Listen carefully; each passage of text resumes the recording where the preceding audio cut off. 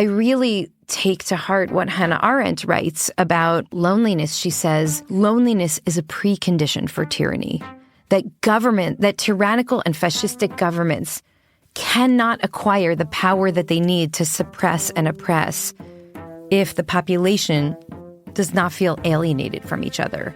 And so these social rifts between the Black and Jewish communities on campus, between neighbors and neighbors, if those rifts are not addressed, we are sort of tilling the soil for an abuse of power, which we're seeing happen all around the globe right now. And part of the response to that is figuring out how to be among the three students or among the, couple of students at the other table who say, hey, can we sit together? That was Rabbi Sharon Brous. We were discussing Love is the Heart of This Coup, inspired by Psalm 25 and written by me and my friend Ray Allen Kayanek, which incidentally serves as the theme music for this podcast. I'm Shep Rosenman. This is The Rest is Commentary, where we discuss what songs inspired by the Psalms inspire in my guests. Rabbi Brous is the senior and founding rabbi of IKAR, a leading-edge Jewish community based in Los Angeles. My wife and I are active members of IKAR, and we consider Rabbi Brous not only our rabbi, but a dear friend. You can find out more about IKAR by going to www.ikar.org. Rabbi Brous is author of The Amen Effect, Ancient Wisdom to Heal Our Hearts and Mend Our Broken World, a national bestseller released earlier this year, available wherever books are sold. Rabbi Brous has been a guest at the White House multiple times, including to bless our presidents and vice presidents and leading prayer and ritual there. She was named number 1 on the list of most influential rabbis in America, and her work has been featured in the top newspapers in the U.S. and in TED Talks. Rabbi Brous works tirelessly on a wide variety of social justice issues in the U.S. and around the world.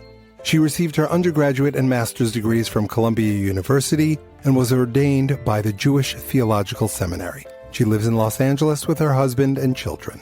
We met in August 2023 and discussed the importance of both systemic change and intimate conversations, envisioning a future in which we're not burdened by the past, repentance, whether God helps people like a superhero does, the importance of seeing the humanity in each other, and so much more.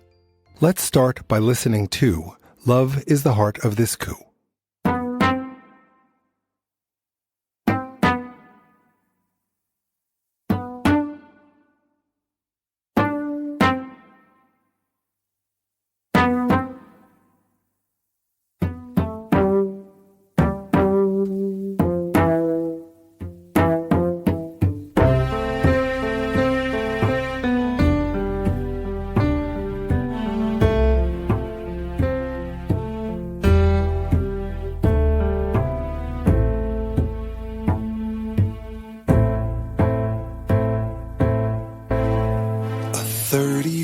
Statue,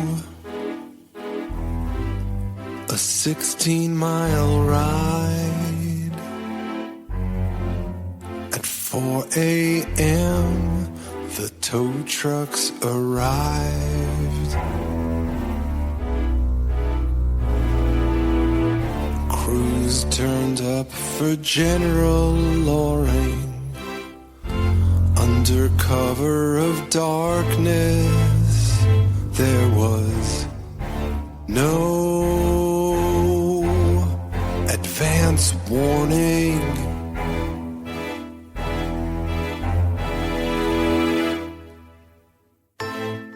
Seminole Massacre,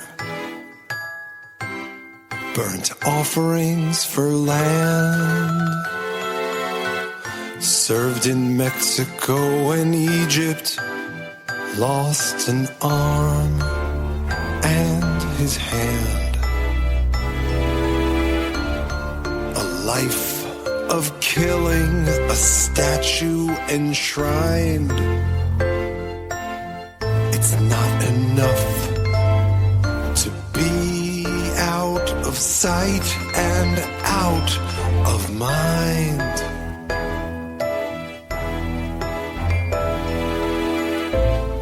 Ashamed, we're ashamed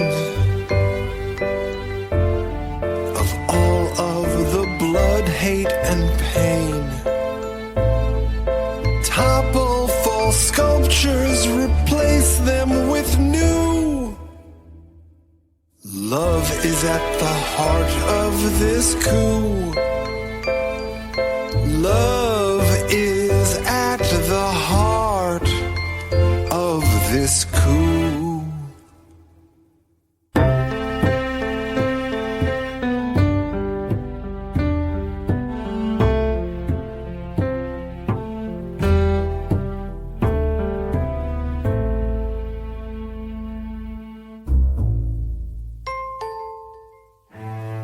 A motel restaurant in the same part of town. Whites only a window sign frowned.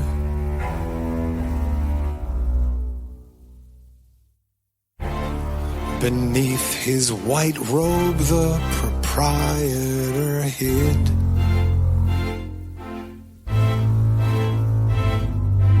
Protesters jumped in the pool, so he threw in acid.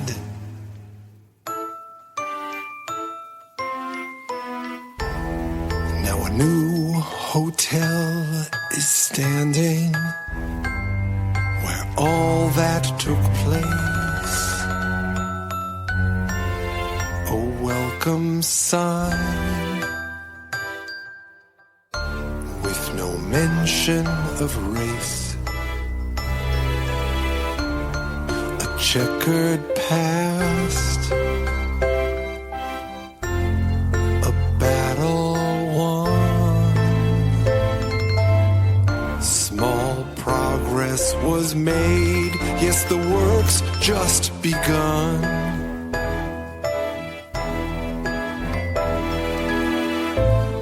Ashamed, we're ashamed of all of the blood, hate, and pain. Topple false sculptures, replace them with new. Love is at the heart of this coup. Love is at the heart of this coup. Here are some more things we need to impact.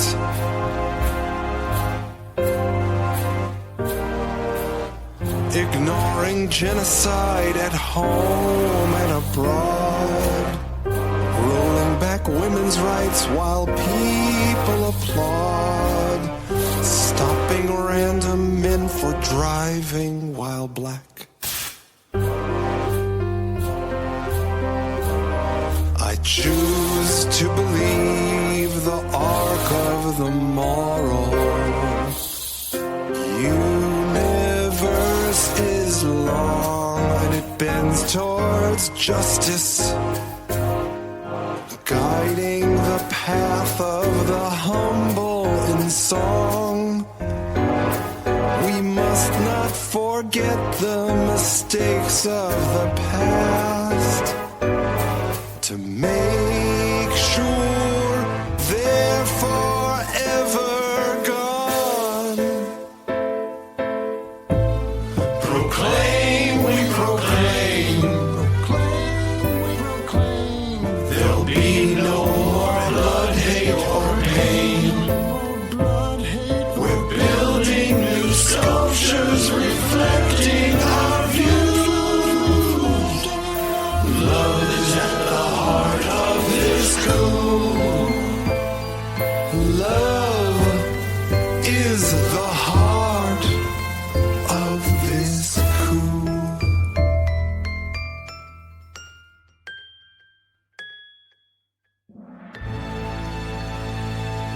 Good morning. Morning. You know the rules. I'm going to ask you one question and we'll see where the conversation takes us. Okay.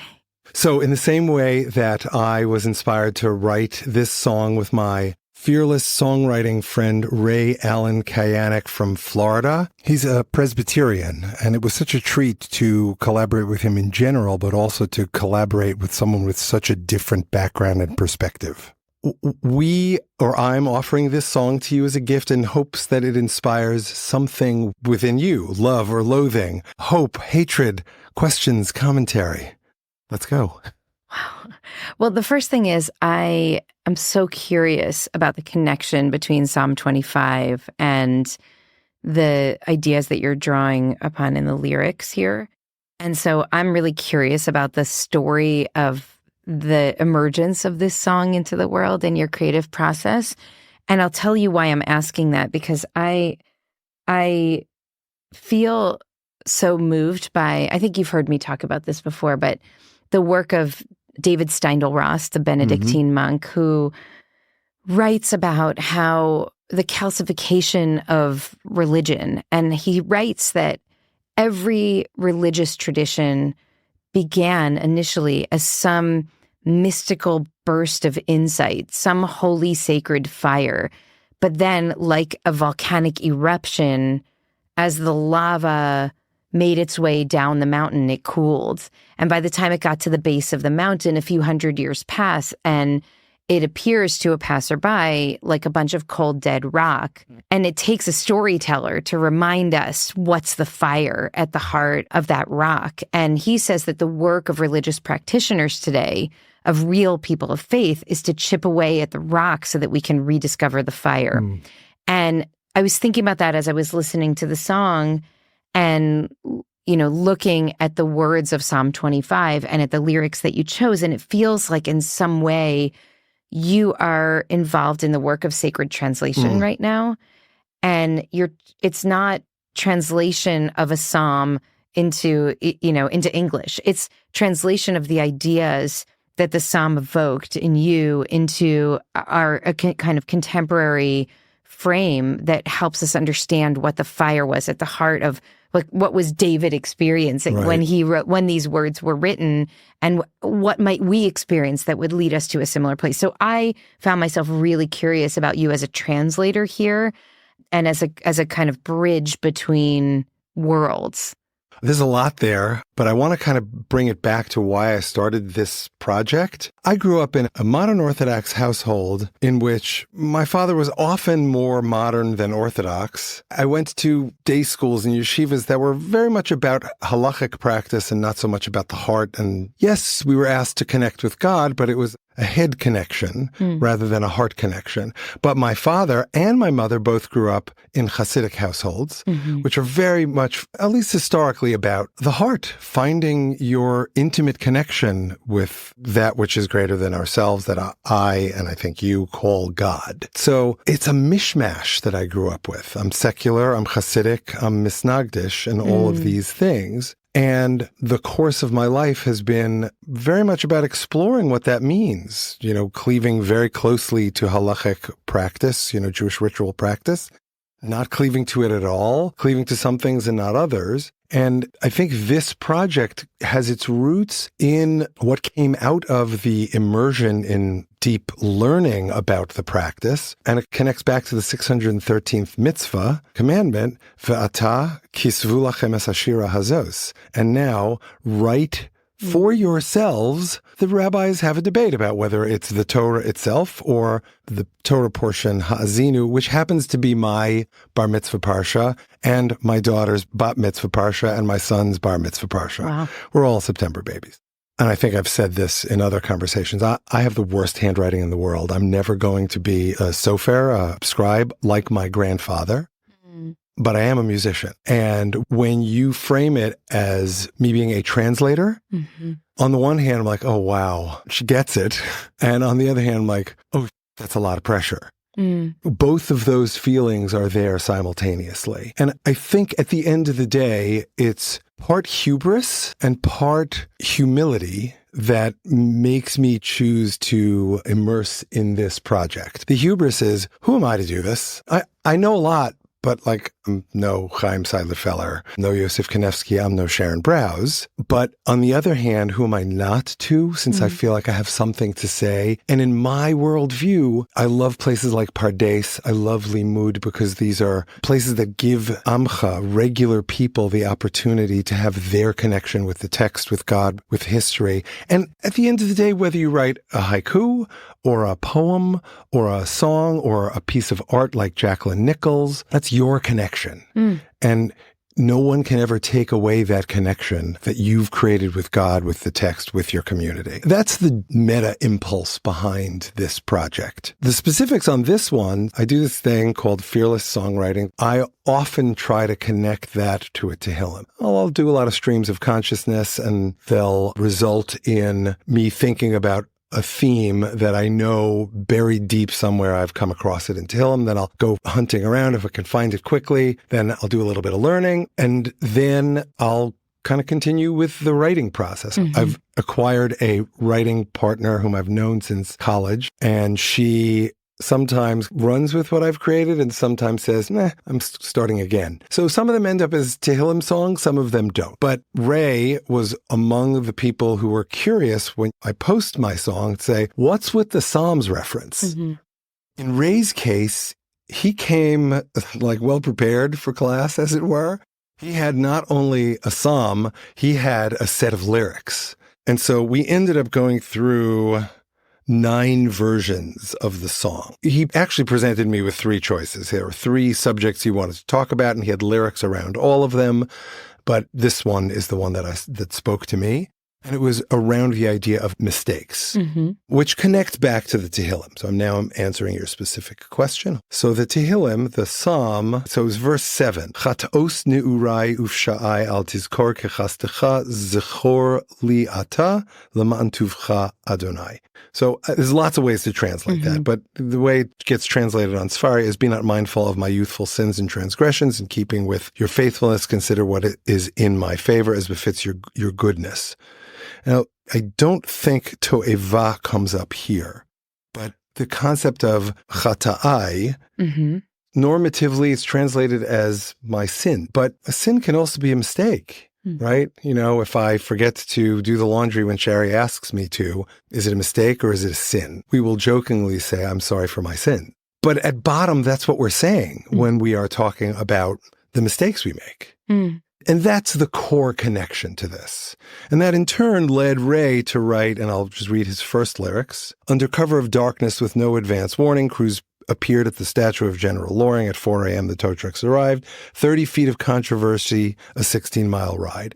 So much of that made its way into the final lyric. His chorus was, ashamed, I'm ashamed of the things my ancestors did as they desperately fought against change. Beneath the white robes where they hid, I can't change the past. As I look back, see needless suffering and pain. I'm ashamed. So the core of what Ray wrote on his own made its way into the song. We just reshaped it. I see. I mean, it only leads to 12 more questions, of course, but there's so many elements here. Like, it goes from ashamed, I'm ashamed, and then ashamed again, to proclaim, we proclaim. And so there's an arc to your song, which seems like the narrator voice is grappling with the pain of our wrongdoing, and then a kind of transition to, could I imagine myself building a different kind of future than the past that I inherited? Could I imagine my behavior being significantly different in my future than it was in my past, or my descendants being different than my ancestors, like depending on the longevity of the scope of the story. So I imagine that's what you intended as a kind of arc, right? Yeah.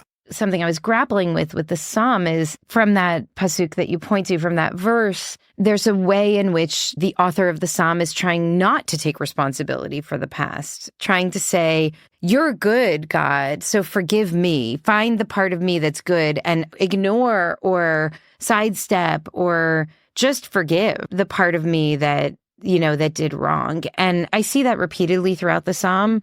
It's a kind of attempt to, in a way that I think when we've done wrong, we just want it to be over already. I mean, I have someone in my life who was exposed for wrongdoing, and there was a big article that was about to come out about what he had done. And he called me saying, I need a tshuva plan, and I need a tshuva plan fast. I need for those who don't know, like, I need a path to reconciliation. A reckoning. How can I make good on this? And because I believe in tshuva, I believe that it's possible for people who've done the wrong thing to go through a process of healing, reckoning, and reparation, or I should say reckoning, reparation, and ultimately potentially healing. I want to do it now. And I remember saying, there's no fast tshuva plan. You don't do tshuva fast. And there's no way to skip steps here. Yet I see this yearning in the psalmist to, like, God, help me skip to the finish line here. Like, I know that in your decency and in your goodness, you don't want me to be stuck in the past. So help me get to the end point without going through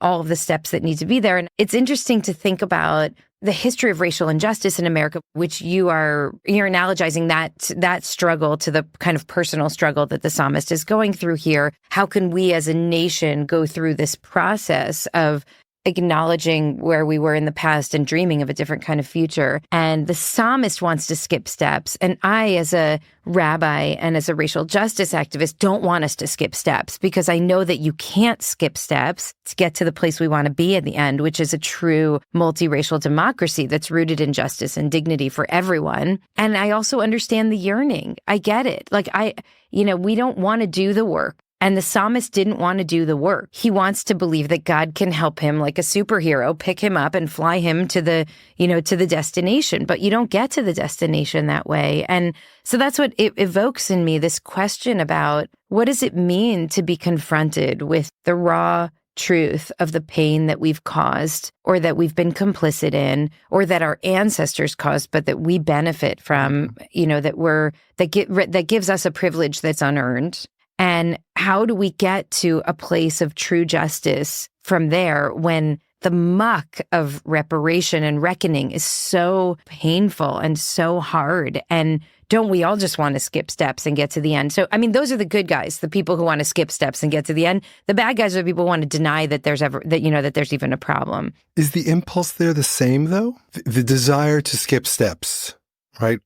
Nobody is comfortable being in discomfort, the nature of the state, and being dan lekaf zechut, judging by the side of merit. The people who are saying there's nothing to have reparations for, you have to assume that that's part of their own dissociation, choosing not to recognize the pain of the past or the benefits of the present from the pain of the past. Mm-hmm. I've had conversations with people throughout the years. Until you hit a certain subject matter, they just seem like regular people to you. And then all of a sudden there's a massive change on the subject, whether it's Israel or the Civil War, or I just spent a week at song school with a lot of people who are very publicly asserting their non-binary status. Couldn't talk about that either for a long, long time.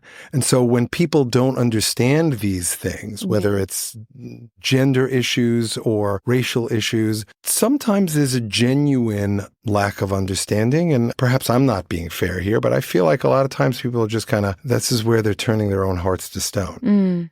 Yeah, I think it's a failure of imagination, a failure of moral imagination. I mean, if you can't, and this is the power of tshuva as a system, the whole idea that everybody makes mistakes and that as a society, we need to collectively create pathways toward return is such a powerful idea that if you can't envision a way of healing or mending or returning, then you are incentivized to pretend that the wrongdoing never happened or to downplay and minimize it. And so part of what we're seeing, I mean, the people who are, look, in Florida, pulling the AP African American History curriculum, all these book bans, like what are people afraid of?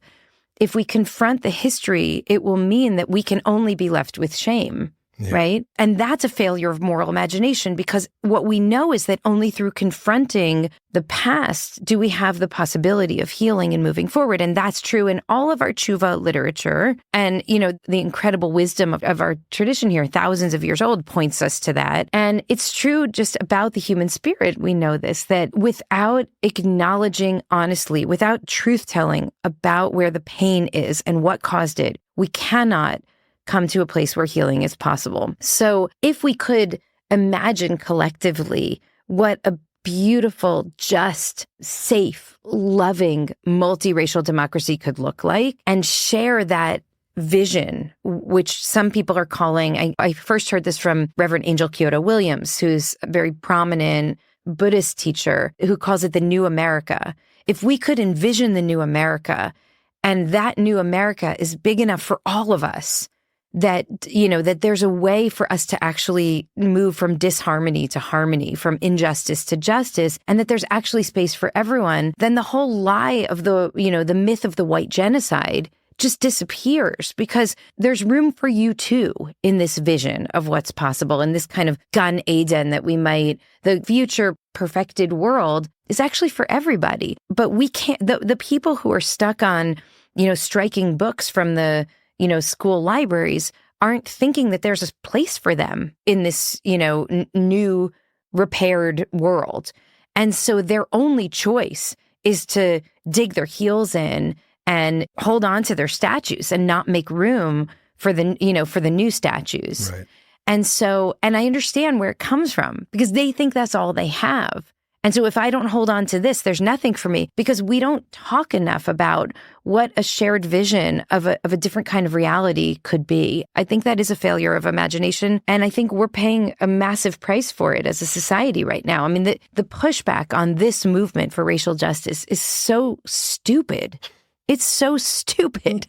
It's like, can we not be honest about history? No, we cannot. We cannot read books. We cannot, we don't want people to know the truth, because once they know the truth, white people lose. And it's rooted in a kind, it's dependent on illiteracy and stupidity and lack of imagination. So I think that's part of the problem here. I see in the psalmist a desire to skip to the end, because at least he can envision what a future could look like where he wouldn't be burdened by the past.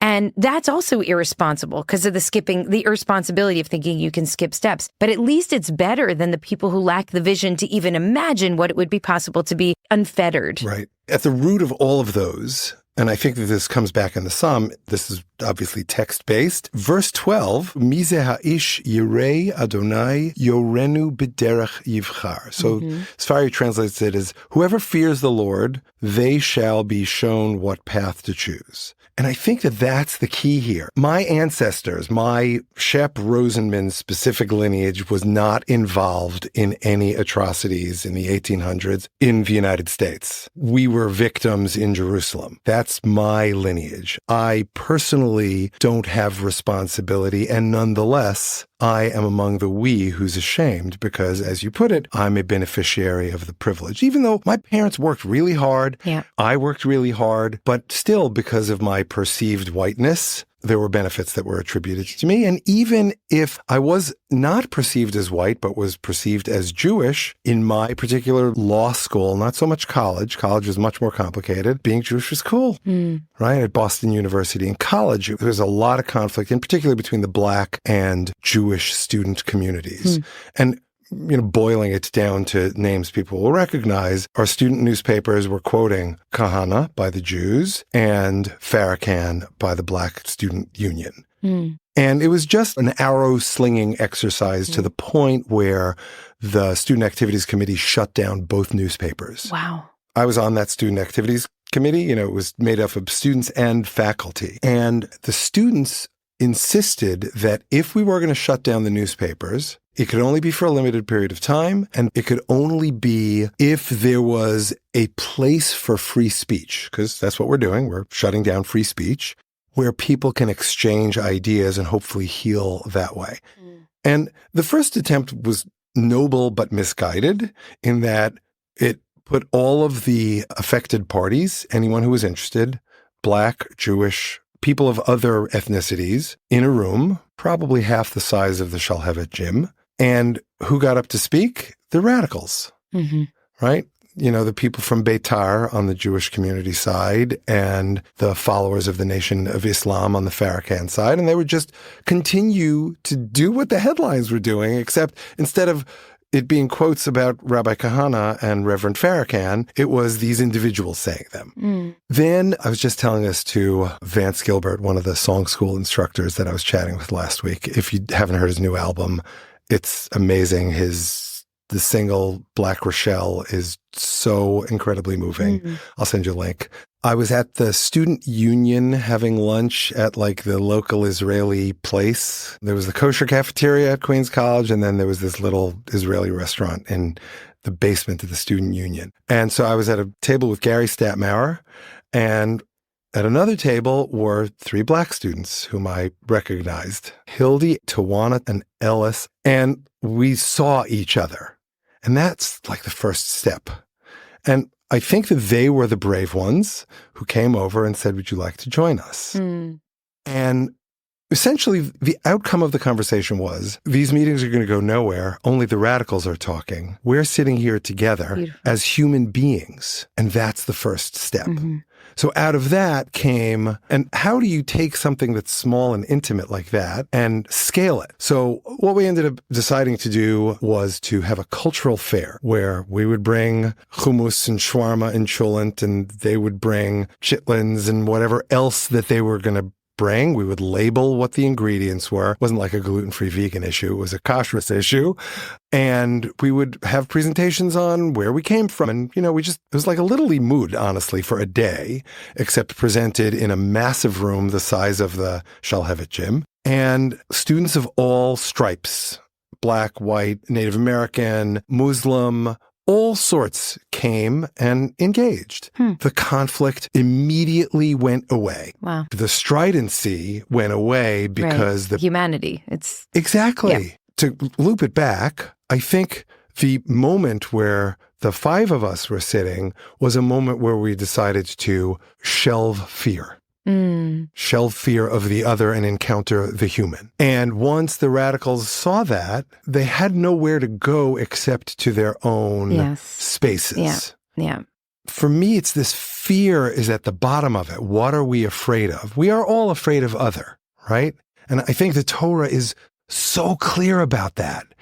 Why do we take care of the stranger? Because we were strangers in Egypt ourselves. We know what it is like to be other. And that's why people like you and other people who recognize otherness are at the forefront of these conversations. That's such a powerful story. It's incredible. Thank you for sharing that with me. I didn't know that about you in college. And we had a very similar story unfold when I was in college in the 90s with Khalid Mohammed, who was the spokesperson for the Nation of Islam, who was invited by the Black Student Union to come speak. And it was posted all over campus that the spokesperson of the Nation of Islam was coming to speak about the death of Malcolm X. I was so curious about it because I read Malcolm X's autobiography first year. This was my first year in school. And it just changed my life. Reading his autobiography, it was the single most impactful text I had ever read. And I remember he says, it's only after the deepest darkness that the greatest light could come. But the story of his life and his activism and his spiritual journey was so powerful and so impactful. And it seemed clear to me that he believed if he was going to be killed, it would be by the Nation of Islam. And so I was really curious to hear what the spokesperson of the Nation of Islam would say. And I went, and there was a massive event in this venue on college campus, twice the size of the Shalhevet gym. And as I approached the space as like a, secular, disaffected young Jew on campus, there was a massive protest of Jews outside from the Jewish Union, and they were all screaming that this guy was an anti-Semite. And I had never heard of him before. And I remember feeling so embarrassed by the Jewish community. And I'm like, aren't you intellectually curious? Like, don't you want to know what this guy has to say? And why are you creating conflict with the Black community and the Jewish community? Like, I just felt so embarrassed, and I was kind of covering anyway, I was going to be in there to learn for the sake of learning. And it was a horrible event, which from the first words that he said, it was a Holocaust denial speech. And, I remember he opened by saying, I come here to New York City on the eve of your so-called Holocaust. And it was Kristallnacht, in fact, that night. And he went on to just talk about how the Holocaust had not happened. And then I walked out. I mean, I actually had words with him and walked out in this big room. It was a pretty powerful moment for me.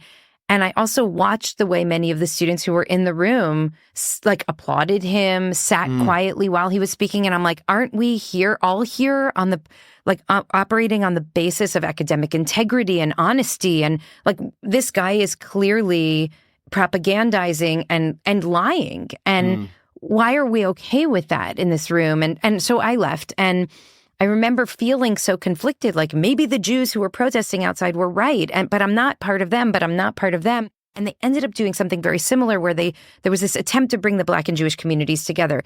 At this time, I think most people were speaking on these campuses, yours and mine, without any awareness that there were Black Jews also, and people who were in both worlds. Anyway, they brought the two communities together. And I remember one of those gatherings, one of the Black students stood up and said, I have to be honest, your Jewish community has, we are the descendants of enslaved people. And you have no idea what it is like to grow up in America with the legacy of slavery hovering over us. And this Jewish woman stood up and said, I am also a descendant of enslaved people because of Adim Hayinu and, Ki Gerim Haytem Be'eretz Mitzrayim. We were also slaves.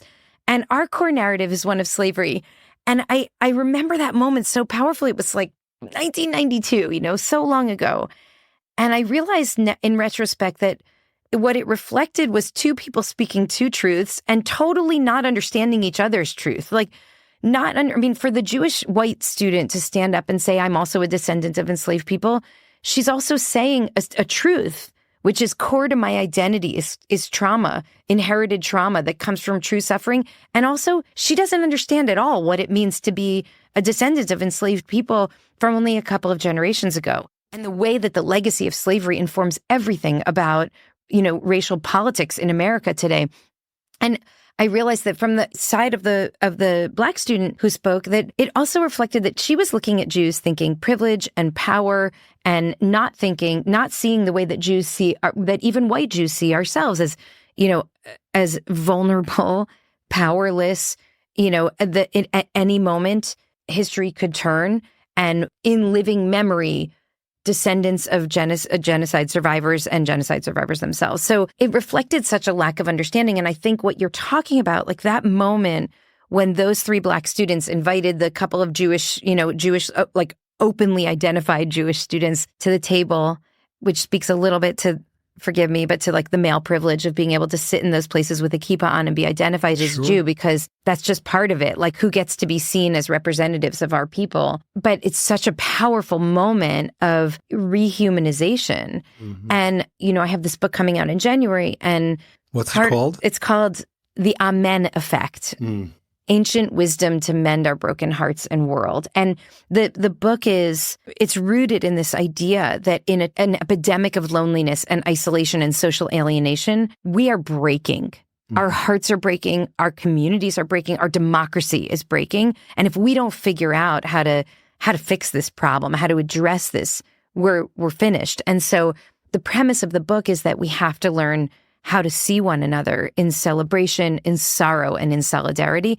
And it's very personal, and it's really rooted in, for most of the chapters of the book, it's really rooted in interpersonal connection. And what does it mean to hang on another person's every word, and to think about that person as an image of God, and to hold their humanity really at the core of your encounter.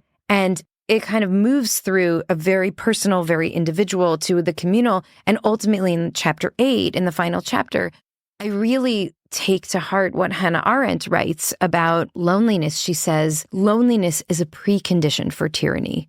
That tyrannical and fascistic governments cannot acquire the power that they need to suppress and oppress if the population does not feel alienated from each other. And so these social rifts between the Black and Jewish communities on campus, between neighbors and neighbors. If those rifts are not addressed, we are sort of tilling the soil for an abuse of power, which we're seeing happen all around the globe right now.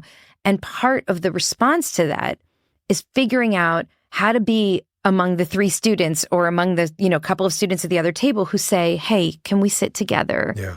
Can we actually engage one another? And it doesn't mean that, can't we all just get along is the response to systemic injustice.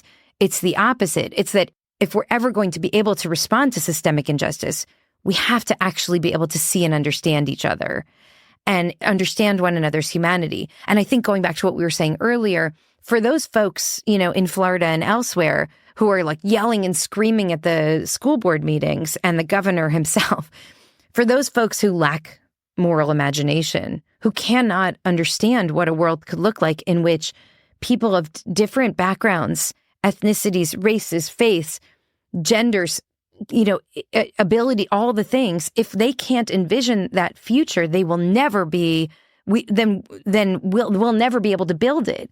But if we can engage one another with our shared imagination, we might be able to collectively rehumanize and move toward, something a future that's different from the past, like move from ashamed to shame to proclaim we proclaim. Well, so I think that you're touching on something that my brother and I have this conversation a lot. I'm a lawyer by day. Our job is to say, but the problem is. Mm-hmm. And my brother says, if I woke up with that attitude, I would never get out of bed in the morning because all I see are problems. And this is why I'm a producer. I dream. And my dreams will somehow become manifest. And you know what? They have. His last movie was Call Me By Your Name. It won many, many awards, right? And he's produced many very successful films, The Family Man, The Resurrection, and on and on. So there's power to that approach to life. There's also power to the problem is. And so for me, like hearing you speak about this, the problem is people who are rooted in fear. That's my diagnosis of the problem. They're rooted in fear of change, fear of giving, fear of being taken advantage of, there's a million fears that are rooted in this. People who are rooted in fear rarely, if ever, willingly come out of their places of fear, their palaces of fear. So I think at bottom there's a recognition in what you're saying that they are who they are. And there are beinonim out there. There are people who are in between, people who, even though they're rooted in fear, they are open and more amenable, or you can have a conversation with them as human beings despite their fear. And those are the people where change occurs. And for me, that's what allows us to say both we're ashamed and we proclaim. Because we don't want to skip to the end. It's a long freaking process. Yeah. And it's one person at a time, really. And it may be in podcasts, it may be in a book, an appearance on a Tel Aviv stage speaking in Hebrew. Your next book, every sermon you give, every interview you give, every open mic where I choose to play Love is the Heart of This Coup. That's what the effort is about. Songwriting is, on the one hand, it's about me seeking to connect myself to that which is greater than myself, the muse, God, but also it can't end there. It's got to be a triangle. It's got to go out to other humans. Whether just through this podcast or I'm on a learning to play live again journey. So I imagine I'll play this song or another song because a lot of my songs deal with these issues. Someone's going to come up to me and say, wow, either that was really healing or moving or inspiring, or I really didn't get that, right? But the person who has the openness to say, I really didn't get that, that's someone to talk to. It's a curiosity. I mean, it's just about, I believe in part of what chapter 8's about is about what does it mean to spark curiosity in a time in which there's a curiosity deficit that matches our failure of moral imagination. Like, we can't develop our imagination if we're not curious. And so I wanted to just say two things. One, you're right. It's the beinonim. I mean, it's the kind of people who, the majority of people are decent people who are responding to the inputs that we're receiving. And so could we shift the inputs and create a more imaginative, justice-driven, love-fueled end game than the one that that people are being fed right now by mainstream media? And that's absolutely true. And that's kind of the heart of the work. But one of the things that I try to tackle in this was in many ways, the hardest chapter to write, because I don't want to say that it's the work of impacted communities to change the thinking of the people who are on the other side of history. That's a burden that's unfair to place on people who are really just trying to get home alive. And some people are able to do that work. And I think a lot about, and I write in the book about Derek Black, this like the son of the Grand Wizard of the KKK, and the way that he was changed from being the future of the white nationalist movement in America to being just a decent guy is because some Jewish kid on his college campus invited him for Shabbos dinner. It's an amazing story. And then knowing he was a neo-Nazi, and then invited him again. And when I first read the story, I'm like, I do not advocate inviting Nazis for Shabbos dinner. I don't want Nazis in my house. And yet I'm so glad that those students did that, and some people are able to do that work. And so some of us will work with the Beinonim, and like the in-between people, and do our best to present, to stretch open hearts that are a little bit open to make them wide open. Like that idea in the Talmud that like you just have to create an opening the size of the head of a pin, and then it'll be big enough that chariots can ride through it. Most of us will do that work. Some people are able to do that other work of like really sitting with the people who are totally on the other side of history. And that work is transformative. I mean, it's all transformative. And so I think in some ways this is about part of us figuring out, what position are we playing in the movement for a just and loving world? And some of us are going to, are playing one role, and some of us are going to play another role. And it's all part of the same conversation, I think. Yeah. So like a beautiful harmony that we can create together. So I share in the book, in that chapter, one incredible story of transformation that happened, which is a beloved friend and member of our community, like changed someone's life, literally by sitting. This guy was off the charts, and she just stayed at the table. And even though she personally was targeted by this guy, and she just refused to get up from the table, and his entire life changed. It's an incredible story. And I talk about some of my own like attempts to sit at that table, and the ways in which it doesn't usually work. And you stay at the table, and if you're not like endangering your own life by being there, but sometimes it does create a crack, a little bit of space for light to start to come in. And I do think ultimately that's how we change. There's no military solution to this crisis. This is a spiritual crisis, and it's about people full of fear, feeling like there's no future for themselves, and we have to change the way that people think. And there are many easy steps we can do. And I mentioned Hannah Arendt before. I read a study as I was researching for my book that says that a third of Americans do not know the names of their neighbors to the right and to the left of their home.